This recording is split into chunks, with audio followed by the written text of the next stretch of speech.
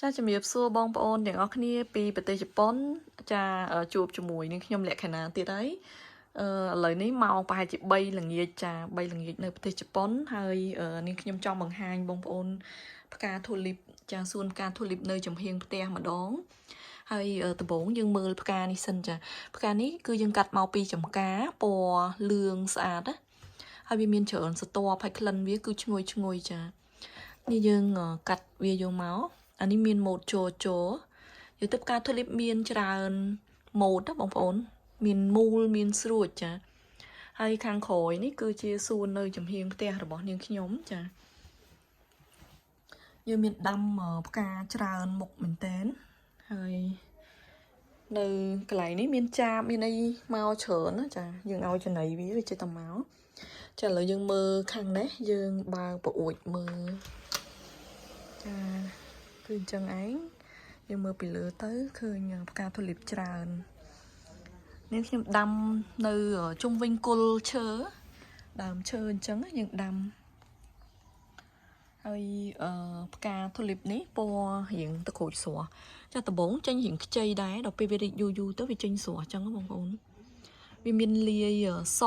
ហើយនឹងនេះទូចទឹកក្រូចនេះវាទំតែចេញមកហើយបងប្អូនចាឃើញវានៅទូចចាមួយថ្ងៃពីរថ្ងៃទៀតវាធំដូចគេអញ្ចឹងពណ៌សនេះរៀងទ្រើសបន្តិចចាហើយពណ៌ទឹកក្រូចស្រស់នេះវាឡើងមកមុនណាវាខ្ពស់ជាងគេពូជវារៀងធំជាងគេផងចាហើយនេះបងប្អូនឃើញផ្ទះឆ្កែចាផ្ទះឆ្កែហ្នឹងអត់មានចំឆ្កែទេគឺចំ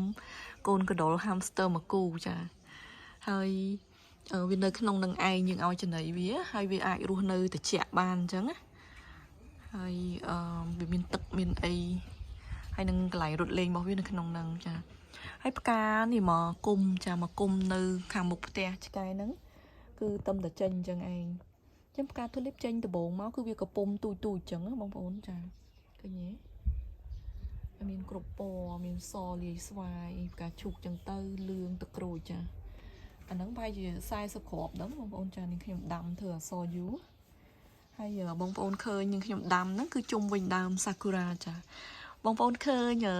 គួរអស់សំណោចមែនទេសាគូរ៉ារបស់នាងខ្ញុំហ្នឹងគឺវាពណ៌បៃតងអញ្ចឹង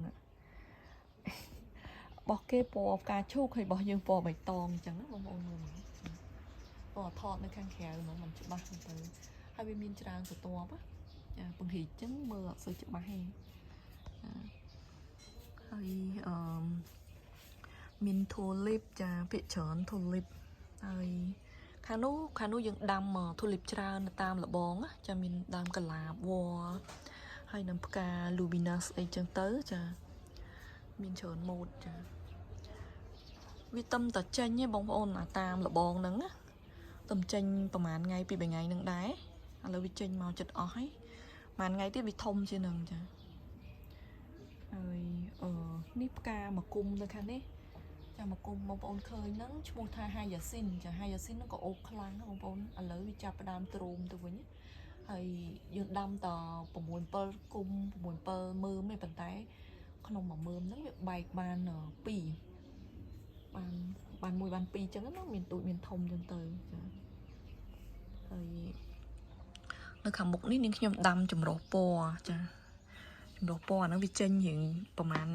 តាំងពីអាទិត្យមុនណាអញ្ចឹងវារៀងកប៉ាងចាវាធំហើយមានអាខ្លះទៅក៏វាជ្រុះខ្លះទៅណាចាដូចទូចនេះវាតឹមតែចេញទេបងប្អូននេះពេលវាតឹមចេញអញ្ចឹងឃើញវាកំពុំទូចទេតែពីមួយថ្ងៃទៀតវាធំដូចគេអញ្ចឹងវារីកឡើងហ្មងហើយពណ៌វាអាចដិតជានឹងហើយបងប្អូនឃើញនាងខ្ញុំដាំផ្កាលីលីនេះនៅខាងជាប់នឹងបង្អួចតែម្ដងចាមានច្រើនដើមមែនតើលីលីហ្នឹងគឺយើងចង់ឲ្យបើបង្អួចមកមើលទៅឃើញផ្កាលីលីហ្មងឥឡូវវាដុះតំបានមកចង្អាមចាស្លឹកលីលីអញ្ចឹងឯងចាស្លឹកលីលីស្អាតមែនតើបងប្អូនដូចផ្កាអញ្ចឹងរូបរាងវាមើលតែស្លឹកវាក៏ស្រឡាញ់ដែរចាអានេះដុះខ្ពស់ជាងគេហើយនេះផ្កាមួយនេះបងប្អូនឃើញទេផ្កាហ្នឹងពណ៌រៀងកលាបស៊ីជពូចាផ្កាឈូកស៊ីជពូផ្កាហ្នឹងបើសិនជាគេដាំធ្វើសួនគឺវាឃើញតែផ្កាតែម្ដងចាបើនៅស្រុកខ្មែរយើងដាំបានណាល្អមែនតើចាមើលចានេះវា មានកំពុងមានរីកស្តៀងលីលីដែរតម្រង់វាបើវាទូចចាលឹកខុសគ្នាហើយគុំផ្កាចាគុំផ្កានៅខាងនោះមានចាធូលីបដែរនេះខាងនេះធូលីបដែរវាទំចេញពណ៌លឿងចាហើយខាងនោះវិញមានវាអត់តន់ចេញចាមានអត់តន់ចេញ3 4គុំទៀតណាហើយនេះ Lubinas ចា Lubinas នឹងដាំចំណេញនេះបងប្អូនឃើញនេះវាចេញមករហូតហើយវាត្រូវការទឹកច្រើនណាបើយើងភ្លេចស្រូចទឹកវាមួយថ្ងៃអីវាទុនកអស់ចាហើយស្រូចទៅវាឡើងមកវិញអញ្ចឹងណាហើយផ្កាបានយូរទៀតដាំចំណេញហើយចាំនេះខ្ញុំចេញទៅថតខាងក្រៅបានថតឃើញផ្កាផ្សេងច្បាស់ចាទស្សនភាពតែប៉ុណ្្នឹងឯងបងប្អូនចាយើងអង្គុយមើលផ្កាពីផ្ទះទៅតាមប្អួចចាមើលទៅឃើញអញ្ចឹងឯងហើយមានរលកមានចាបអីវាមកដើរលេងក្នុងសួនយើងដាក់ទឹកហើយដាក់ចំណីឲ្យវាអញ្ចឹងវាមកចាអរគុណច្រើនចាសម្រាប់ការតាមដានទស្សនាវីដេអូរបស់នេះខ្ញុំយើងជួបគ្នានៅវីដេអូក្រោយចាជំរាបលាទាំងអស់គ្នាបាយបាយ